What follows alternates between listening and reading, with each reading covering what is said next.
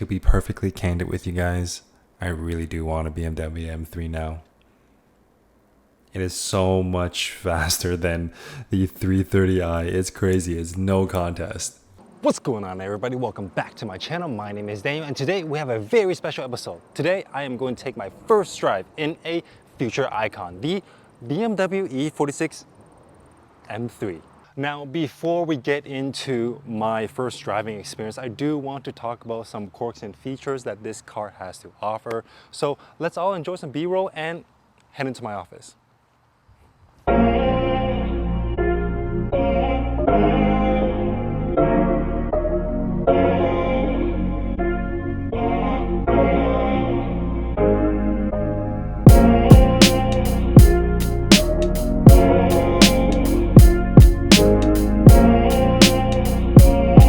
Welcome back to my office and welcome back to my channel. I know I may look a little different. It turns out I had a very important dinner to attend to.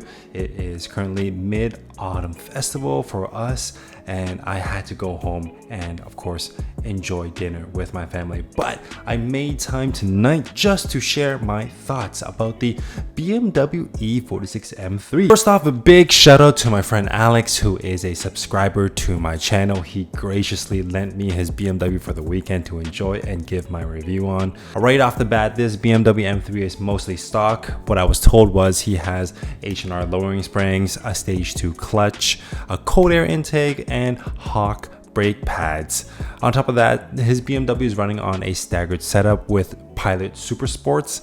Everything on his BMW has been taken care of mechanically, such as new Gubo flex discs, new shifter, new bushings all around, transmission maintenance, and even reinforced rear subframe. Now, what I am reviewing is not your typical show car. The appearance of this car deserves a bit of a TLC. It does have some rush issues, unfortunately, here and there at of course, the rear quarter panels and around the trunk area.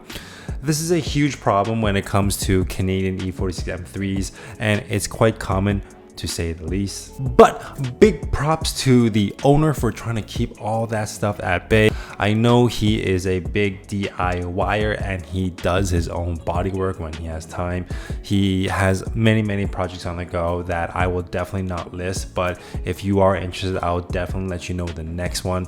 It's definitely so sad to see how every BMW E46 model here in Canada, and specifically Toronto, are kind of rusting out and rotting away. These E46s are known to rust very easily, and even if you're not in Canada, other parts in the world, wherever there's salt and rain, they will definitely creep up on you. So please be mindful of that when you purchase your BMW E46. Some quick, neat features that this car holds is the OEM nav. Everything on it still works and functions just like from factory. The screen does have some dead pixels here and there, but the nav works just fine. I had a chance to really just fiddle around with it, play around with all the features the nav has to offer. It does have a CD changer, it does have a aux cable output. I think it has Bluetooth. I didn't really try connecting my phone via Bluetooth to it, but I'm pretty sure it does, since this car is pre-wired with OEM navigation capability. So I assume that has Bluetooth, but I'm not sure. But for me, the OEM aux input does give it that extra personalization that I could definitely go for. Although the OEM nav does look amazing on the dashboard, I would personally say that the OEM nav does kind of date the car a little bit. My wife was looking at the BMW E46 M3, and upon looking at it, she said that the OEM nav is kind of outdated in terms of the graphics. The graphics are just your typical 2D arrows with very elementary colors. Upon looking at the button assembly bar in the M3, you will notice a very rare gem, and that is the rear sunshade mod. This is the first time seeing it in action after reading and watching all these reviews on it, and I have to say it's super unique and at the same time very subtle. Although it works perfectly fine as it is right now. I could definitely see this going a little bit haywire in the long run. The sunshade will probably have trouble putting itself up, and of course retracting as well, so be mindful of that. I think the only thing that threw me off was I didn't know that this was offered in the M3 chassis as well. This is known to be a track car, and being a track car, you want your car to be as light as it can be, but it just goes to show how versatile these M3s are. Of course, upon comparing my 330i to the BMW M3, it's very obvious that the M3 is much wider and has a bit of a longer nose. The hood of the car has a nice little bulge to it to accommodate the bigger engine underneath, and of course house a wider, more aggressive setup in the rear quarters. And of course the BMW M3 has the sought after side mirrors. The oval design really adds on to the aerodynamic of the car, and in my opinion I feel like that should have been offered for all the E46 models. Now at a glance, the BMW M3 looks like it could do it all. It could carry 4 adults and their luggage in comfort, but at the same time whip through turns and punch out power with no sweat. Now, with all these visual first impressions out of the way, let's take it out on the road and see how it compares to the 330i. All right, let's get this test drive started. So right off the bat, we have a very familiar interior. We have, of course, the OEM BMW M3 steering wheel, the same thing that I have in my BMW 330i. We have the sat-nav OEM navigation, and everything in here is just so driver focused, and I just feel very at home. One thing that I cannot get used to is the stage 2 clutch. This clutch is extra resistant or stiff. That means that the travel distance between the clutch stop and the point of contact is much shorter compared to the OEM style. I feel like my 330i might be a little bit too loosey-goosey. That also can mean that I need a new clutch very soon. Now I'm not gonna push the car just yet. Wanted to warm up,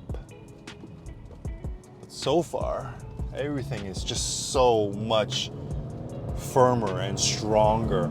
Now the BMW M3 does share some stuff with the other E46 models. They share the same hubs and spindles, but it was strengthened, changed, and modified slightly so that the M3 has a better crisp handling around turns and much better ground control. My first impressions driving it is it's definitely much more responsive. I feel like this reminds me of the 330i in different ways, but an improved version, of course. So the throttle response is very responsive. It's very torquey, and this car just wants to go all the time. I'm very light on the gas pedal right now, but it still just wants to push me forth and just get me to go. That's how amazing this car is right now. Overall, the suspension is very well rounded. I feel very planted to the ground. Like I feel like the car is very well balanced. You know when you're doing like a core exercise, all this core in the middle is your balance. I feel like this car has a very well centered balance. Of course, unfortunately, I am unable to take this car to a track, so I can't really unleash its track capabilities. But man, oh man, one day, if I do land in an M3, definitely will take it to the track. I think this car is actually pretty practical for a suburban type of lifestyle. Now, I say a suburban type of lifestyle because this M3, of course, is equipped with 6-speed manual transmission, and it's lowered a little bit with H&R springs. A situation or a scenario that is not preferable would be, I would say, city living, right? You're in the city, traffic is constantly high. I'm pretty sure you have potholes here and there. If not, you would have like maybe streetcar tracks, right? And it will definitely not be fun for the M3 and for yourself. Imagine driving through the city with a stage 2 clutch and a 6-speed manual transmission. That's almost like equivalent to caging a cheetah in a cage, where that cheetah needs to run. It's the exact same thing with this M3. This M3 needs to be just let loose once in a while. It wants to live in the higher RPMs. It wants to live in the red line area from time to time. Now, I'm not telling you to redline your car all the time, but I feel like with this M3, it'll want to be there. It'll want to reach those limits from time to time. Oh man, I am not good with this M3. Not good with the stage 2. Having this car for this past weekend and driving it around the Bourbon City, it really makes me feel kind of quote-unquote seen. People know that this is an E46 M3 and people know that it is a future icon. It kind of feels like I'm quote-unquote the king of the road, or even the popular kid in school.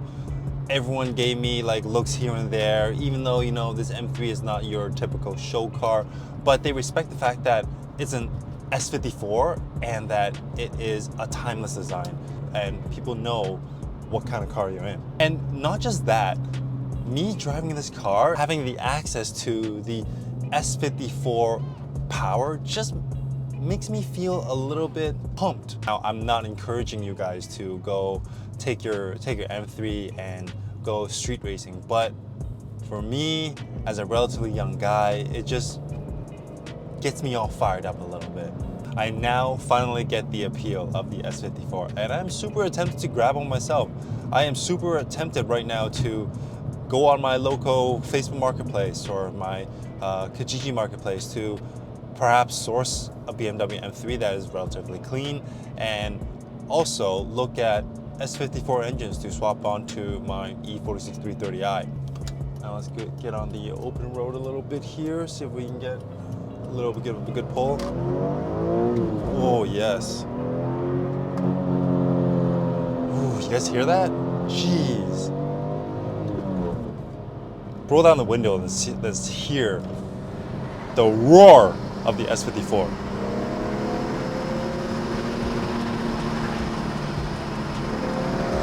Oh my goodness, this car just pulls me back. I love it. As we merge on the highway, I do have one more thing that I do want to test out, and that is, of course, the infamous sport mode button. Now, this sport mode button, once you turn it on, it feels like your M3 just kicks it up a notch and it installs a new tune on itself, or applies a new tune on itself. With the sport mode button, it just tells the car to inject more power, more fuel. Everything just opens up for the beast. Okay, here we go. Sport mode button activated. Okay, I feel the kick already. Okay. All right.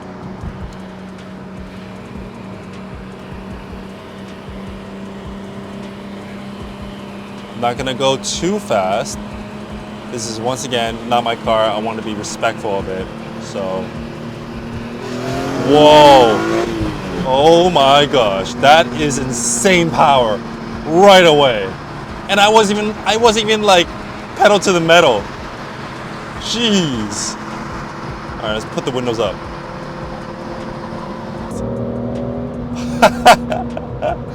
This is just amazing. So much power. How do you do it? Oh my goodness. Now, to be honest, after driving the BMW M3 and thinking back to my 330, I do feel kind of dense in a way that I spent so much money on a 330, and it's something that, of course, it makes me happy. It still makes me happy to this day. Don't get me wrong, but knowing that there's a higher model with much more power. So, lesson for you kids out there, save your money. Get a better fast car, because this smile is not coming off. Jeez. I feel like I did so much to my car just to make the base power of this M3. Oh my goodness.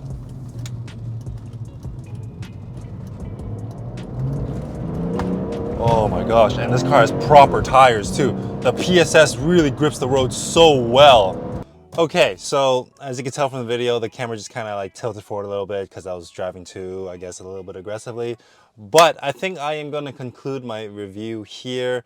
If you have any questions or comments, please comment in the section down below. If you haven't already done so, please like, share, comment, and subscribe to my channel. It really helps me in the long run. And of course, let me know your thoughts about the BMW M3. Do you like it? Do you not like it? Do you have one? Do you want one? Let me know. But once again, thanks for watching. See you guys next time.